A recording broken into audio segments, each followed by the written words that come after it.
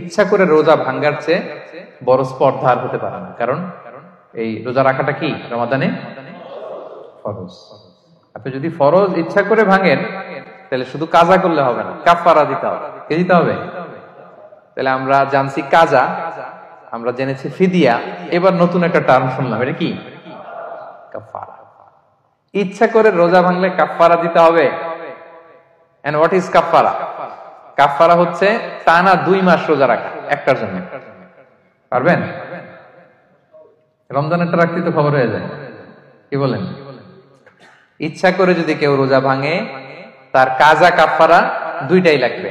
কাজা মানে কি? একটা রোজার জন্য একটা রাখা, আর কাফারা 2 মাস 60টা রোজা রাখা।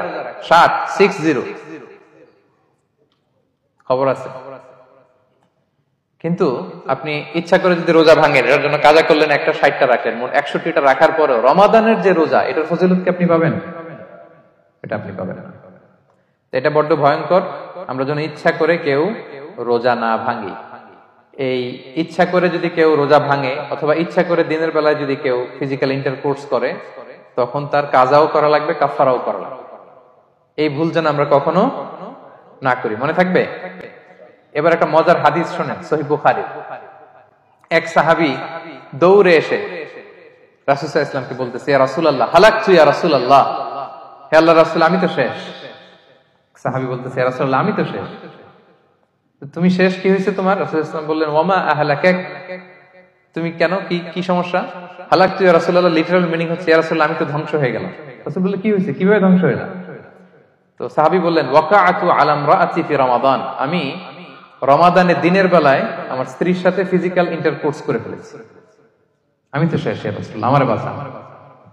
তারপর রাসূল সাল্লাল্লাহু আলাইহি ওয়াসাল্লাম বললেন, হাল তাজিদু মা কা'তিকু রাকাবা, তুমি কি একটা দাস আযাদ করতে পারবে?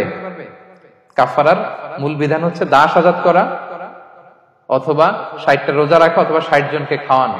ওকে, তো রাসূল সাল্লাল্লাহু আলাইহি ওয়াসাল্লাম বলতেছে, তুমি কি একটা দাস আযাদ করতে পারবে? উনি বলল, না, আমার তো এই সক্ষমতা নাই, আমি পারবো না। তো রাসূল সাল্লাল্লাহু আলাইহি ওয়াসাল্লাম বললেন, ফাহাল তাস্তাতিউ আন তাসুমা শাহরাইনি মুতাতাবিআইন, তাহলে টানা 60 দিন রোজা রাখতে পারবে? বলতেছে, লা ইয়া রাসূলুল্লাহ, এটাও আমি পারবো না, 60 দিন রোজা রাখা আমার পক্ষে সম্ভব না। এরপর রাসূল সাল্লাল্লাহু আলাইহি ওয়াসাল্লাম বললেন, ফাহাল তাজিদু মা তুতঈমু 60 মিসকিনান, তাহলে 60 জনকে খাবার খাওয়াইতে পারবে? বলতেছে, না, এটাও পারবো না। তো কোনটাই সে পারবে না। এবার উনি বসে রইলেন। ফাউতিয়া বিআরাকিন ফিহি থাম, হঠাৎ করে রাসূল সাল্লাল্লাহু আলাইহি ওয়াসাল্লামের কাছে এক ঝুড়ি খেজুর আসলো। এবার রাসূল সাল্লাল্লাহু আলাইহি ওয়াসাল্লাম বললেন, সেই লোক কোথায় যে কিছুই করতে পারবে না, একে ডাকো। এবার আসলে রাসূল